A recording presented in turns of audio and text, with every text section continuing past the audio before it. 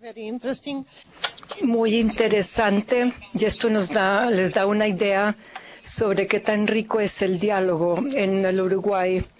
Y ahora quiero darle la palabra a nuestro colega Antonio Giuffrida, y quisiéramos saber si en Europa Central y en Asia, si ese diálogo se encuentra en ese mismo estado o más avanzado o menos avanzado con relación al Uruguay y Costa Rica. Muchas gracias, Joana, por esa presentación. Bueno, yo soy la última persona y me interpongo entre la conclusión de la sesión y el almuerzo, entonces seré muy breve.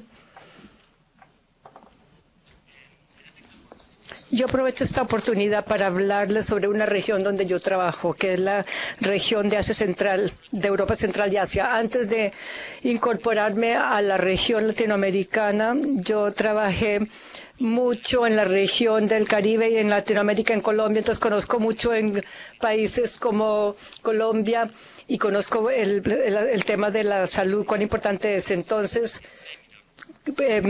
obviamente cuando me pidieron que participara en este seminario, yo quería hablar sobre la diferencia entre la zona de la región del Caribe y América Latina. Sí, y cómo compararlo con la región de Europa Central, por ejemplo. ¿Por qué el asunto de la judicialización no es tan fuerte como lo es en Colombia y en Brasil, que son países que conozco bastante bien? Entonces, básicamente, sí, cuando yo me estuve preparando para este seminario, estuve buscando un poco la literatura para ver cuál es la situación prevaleciente en los países que conforman Europa y Asia Central. Y estoy hablando aquí sobre los países representados aquí en el Banco Mundial.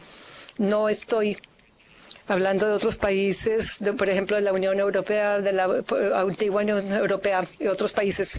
Lo que podemos ver es que hay diferencias en la situación. Estuve considerando en diferentes estudios publicados en Lancet, y no solamente a nivel global, sino en diferentes países en la región central, de Europa Central, y yo he tratado de resumir un poco la situación, tanto como, por ejemplo, países que reconocen en sus constituciones o en sus tratados lo que es el derecho, por ejemplo, y la situación en general prevaleciente en el país. Por ejemplo, si el país tiene un plan nacional que identifique las prioridades y la metodología y el derecho el derecho a la salud, por ejemplo, si hay acceso, si hay una lista esencial básica del acceso que se tiene, por ejemplo, si hay medicamentos o acceso a los medicamentos en los países, y no.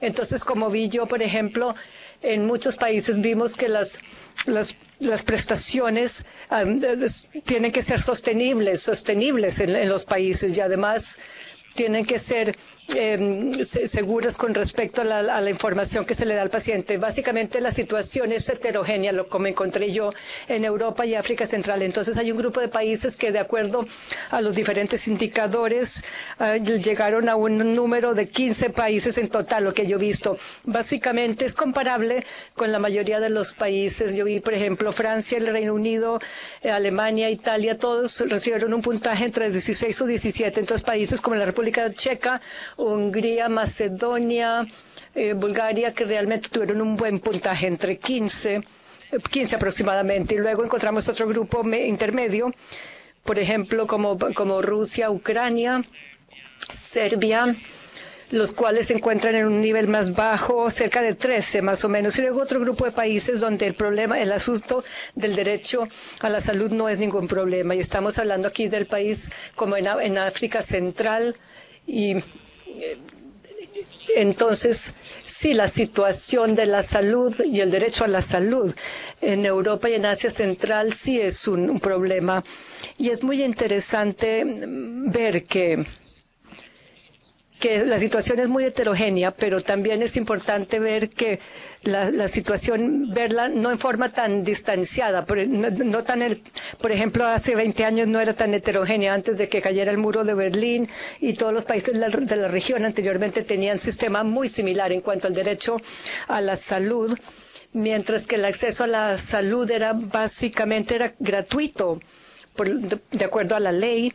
y para todos los ciudadanos. Y obviamente lo que hemos observado en los últimos 20 años es una modalidad y una tendencia diferente que creo que es algo que se ha manifestado más últimamente. Entonces vemos un grupo de países que básicamente en la Unión Europea, que han establecido como su objetivo. Entonces, obviamente, en los países que ya son parte de la Unión Europea o parte de esos países que ya han formado parte de la región europea, entonces son países que incluyen en su legislación, en su práctica, reglamentación, incluyen el derecho a la salud. Por ejemplo, como consta en el Tratado de Salud en Europa y en los países. Luego, como encontré en otros países que en su constitución ya consta, como en Belarus, que no están tan atraídos por la Unión Europea, pero que sí tienen un buen derecho de acceso a la salud, por lo menos de acuerdo al indicador que tenemos. Y luego hay un tercer grupo de países, como en Europa Central y los países del Cáucaso, donde la situación no es tan diferente. Obviamente hay toda una serie de problemas que vamos a examinar muy rápidamente en las próximas transparencias de por qué razón estos países presentan esa situación de acceso a la salud y el derecho a la salud es igualmente problemático. Entonces yo solo quisiera enfocarme en lo que considero que son los principales temas acá del derecho a la salud en la legislación de esos países, en comparación a otros países del mundo y también en comparación a América Latina y el Caribe.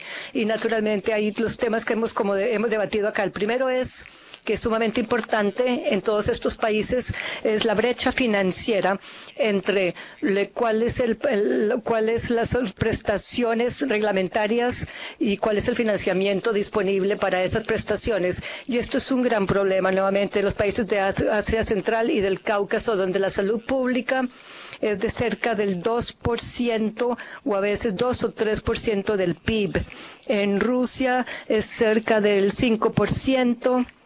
Obviamente en los nuevos países que han ingresado a la Unión Europea es casi del 7%. Obviamente esto explica la diferencia de tener un verdadero derecho a la salud. Especialmente en países en Europa Central y en el Cáucaso hay pagos informales.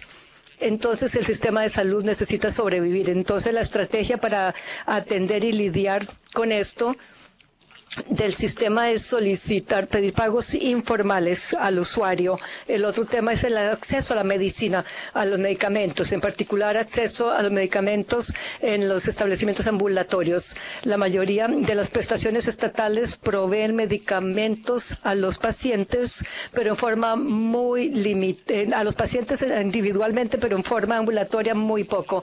El otro tema tiene que ver con dependiendo de la población en particular, y aquí el asunto es el caso, por ejemplo, de migrantes indocumentados, en particular en Rusia, los que vienen de países del Asia Central o del Cáucaso, o poblaciones que vienen de países europeos, por ejemplo, de Rumania, la parte oriental, de Europa Oriental.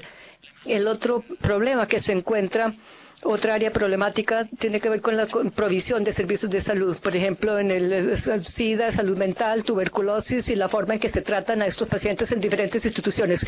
Sobre todo en la tuberculosis, por ejemplo, en muchos países se practica básicamente no se tienen tratamientos modernos, entonces se depende básicamente de establecimientos privados, pero no es muy bueno para contener la enfermedad. Otro elemento que es una diferencia importante para los países de esa región con los países latinoamericanos, como hemos hablado hoy, como vimos hoy, Uruguay, Costa Rica y Brasil, es todo el asunto de la judicialización de los casos. En algunos de estos países no hay una rama judicial independiente.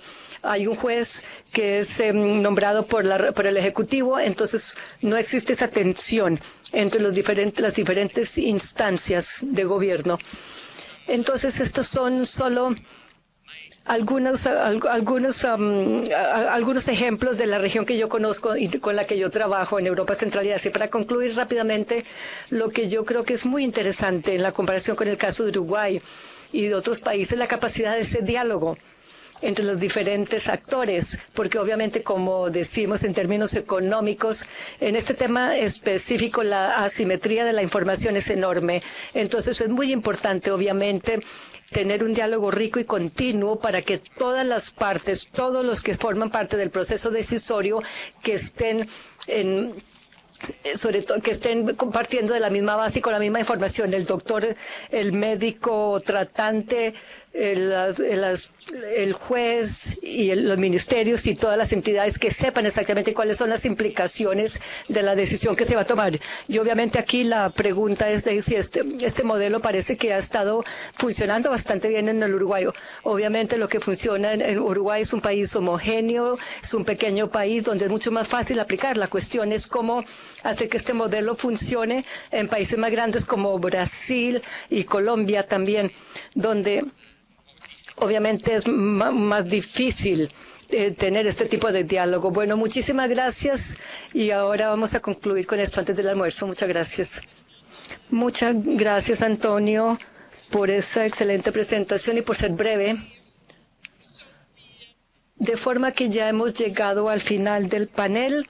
Hemos escuchado las experiencias muy interesantes del Uruguay, también antes escuchamos Costa Rica y escuchamos el caso también de Brasil.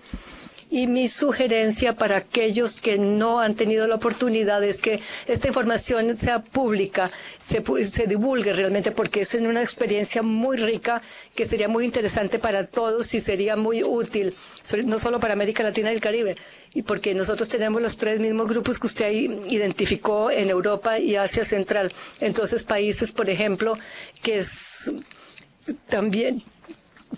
países que están a punto de lanzar un diálogo nacional podrían beneficiarse de estas experiencias. Entonces, tal vez aquí el Instituto del Banco Mundial nos pueda ayudar en la publicación de estos estudios de caso. Muchísimas gracias a todos y le agradecemos al Instituto por esta iniciativa. Muchas gracias.